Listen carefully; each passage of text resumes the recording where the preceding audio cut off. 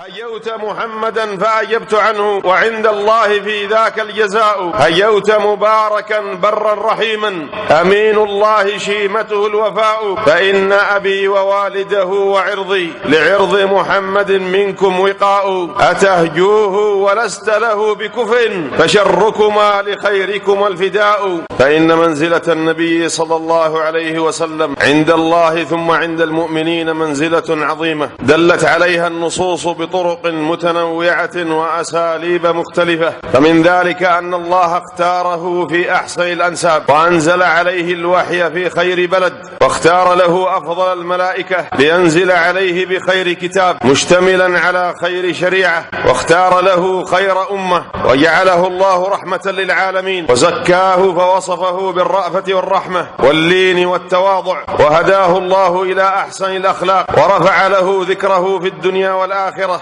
وأعطاه المقام المحمود، وأكرمه بالحوض المورود، وجعله شهيدا على الناس يوم القيامة، وأكرمه بالوسيلة والدرجة الرفيعة في الجنة، وجعل أعداءه ممحوقين مبتورين في الدنيا والآخرة. لقد تعرض نبي الإسلام صلوات الله وسلامه عليه للإساءة من الكفار من قبل في حياته وبعد مماته، ولا يزال يتعرض في عصرنا، وسيبقى يتعرض لذلك ما دام في الأرض كافر حاقد يكره الحق الذي جاء به محمد صلى الله عليه وسلم.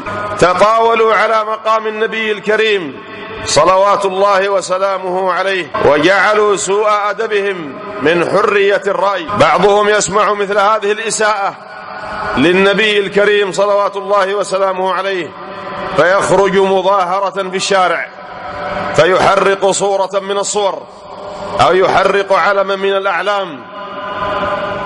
وينبغي على هؤلاء أن يعلموا أنه ليس هكذا ينصر النبي صلى الله عليه وسلم، إنما تكون نصرته صلوات الله وسلامه عليه بأن تستقيم على دينك، وأن تتمسك بطريقة نبيك محمد صلى الله عليه وسلم، فأنت بذلك تغيظ الكفار وتفسد عليهم مؤامراتهم.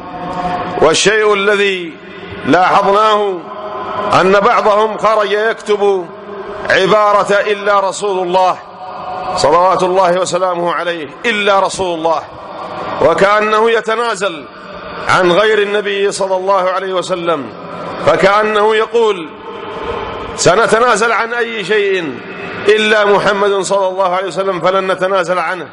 وهذه العبارة عبارات خاطئة، إلا رسول الله عبارات خاطئة.